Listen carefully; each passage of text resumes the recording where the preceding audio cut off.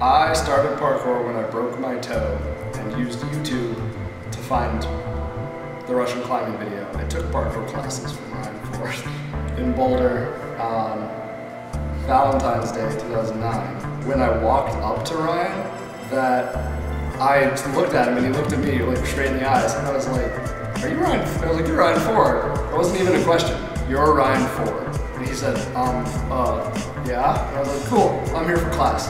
My style of movement is often found behind the camera because whether I'm climbing a rock face or a slot canyon to take photos of people who are climbing that stuff, I've got to lug my camera gear with me. So whenever I do get to put down the camera bag, I train about as much tricking as I do parkour. Worked with Dan Perez for several months, learning how to learn tricking and how to teach myself to progress. Tricking is interesting because, like parkour, it's all about combining things and having an overall sense of flow. But what makes it difficult is that your only obstacle that you get to work with is gravity. Oh, I'm terrible stuff. It's really clunky and slow. I think all style should be chaotic. And let me tell you, I have one. I came from a history of BMXing for 7 years. I started with skate park riding and street riding. I switched into parkour and I started to feel stronger and better coordinated, better balanced, and I decided to stick with it. And it actually made my BMXing better until I gave up BMXing for parkour because I was getting injured less doing parkour and just feeling better overall. When I was 19 years old, I was BMXing at Highlands Ranch Skate Park, Redstone Skate Park, and I was doing a turn down, which is the trick where you wrap yourself around the bike, and then as I was unwrapping, I landed crooked. I turned and the handlebar jammed into my abdomen. I had just kind of a weird lump coming out of my stomach, out of my skin, and I wasn't sure what it was, but I thought it was no big deal, so I went to the gas station to get some Advil. And then it was the gas station attendant who called the ambulance when I lifted my shirt.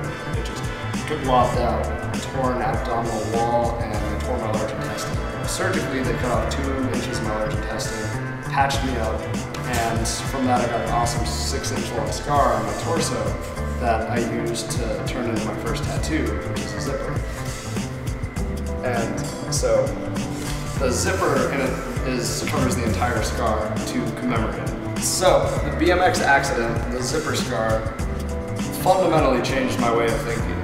I spent a week and a half straight in the hospital, and being in a hospital bed for that long, you kind of take a look at your life again. I transitioned into a little bit more fun and carefree of a perspective. It hurt so bad to laugh, but laughing helped, and it helped me realize that humor was one of the most important things in my life. After a couple of years, I got the zipper tattoo to commemorate that experience and that scar and those feelings. It's led to me getting other silly, random tattoos that give me perspectives on my ideology and like how I live my life. So I have one right here that says, "Don't panic." And it's a tribute to the Hitchhiker's Guide to the Galaxy. It's just all around practical good advice whenever you're giving advice in this position. I have toe knuckle tattoos that say, "Dance party, life's too fun not to have dance parties," as often as possible. I also have one more that's particularly silly on the back of my calf. It's a cupcake and crossbones. It still represents having a silly, random good time. This was the biggest adventure into my life of tattooing because this was a 15.5-hour completely colorline tattoo. It's an absolute zero physics thermometer that explodes open into the top and got some string theory doodling around the edges going up to infinite heat. I think people who make fun of tattoos don't take enough time having fun in their lives. They should be able to see that if I want to do something silly with my life and I'm having fun, that it's no one else's place to tell me otherwise. Yeah, I'm just going to continue to use tattooing to express the experiences that I have in my life and the good times that I have with my friends.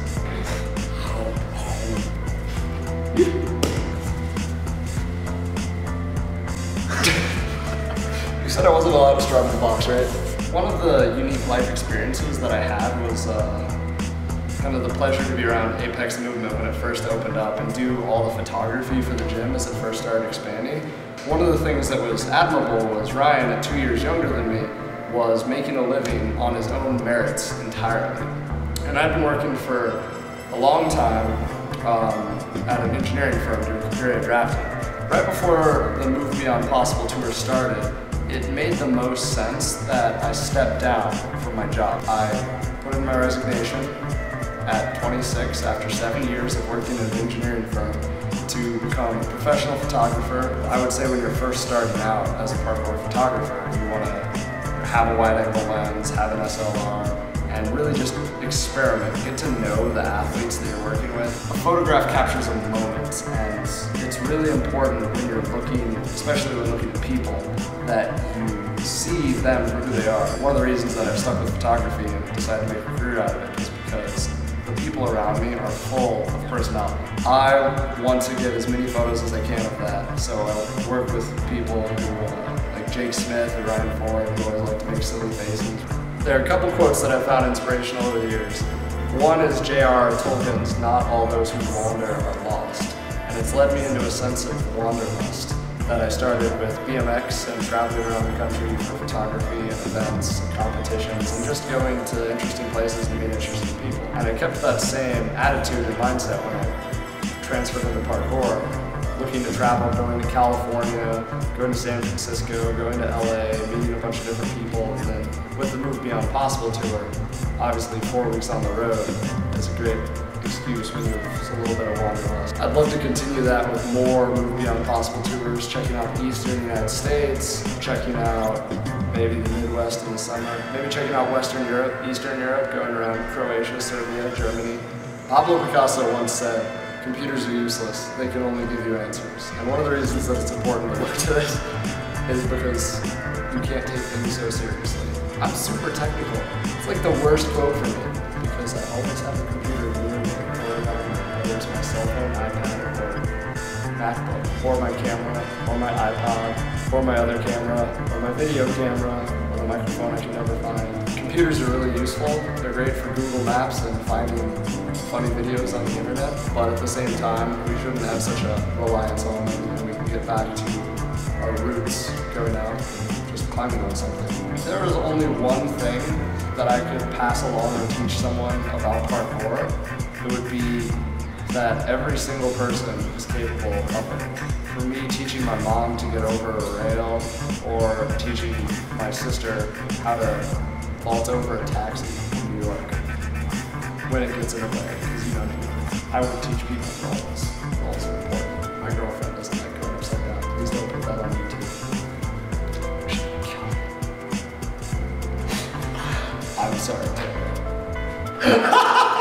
I gotta stop giving you guys gold. This is bad. This is bad. Peanut butter, tricking, sleep, reading, repeat. Rinse? Maybe rinse, add rinse. But I like peanut butter, seriously. Just that you should always get off your butt every day and go do something. Every single day you should be trying to better yourself in some way or another. Whether you're learning at school, academically, whether you're progressing your body by conditioning, or whether you're working on techniques with parkour, tricking, freerunning, breakdancing, whatever. It's all over. Is this gonna be better than my Ninja Warrior video?